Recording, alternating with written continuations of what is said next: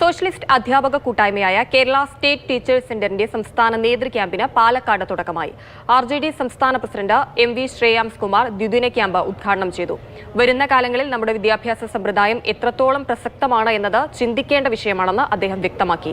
നിർമ്മിത ബുദ്ധിയും റോബോട്ടിക്സും തൊഴിൽ മേഖല കൈയടക്കിയ ഈ കാലത്ത് മാറ്റങ്ങൾ അനിവാര്യമാണെന്നും അദ്ദേഹം പറഞ്ഞു.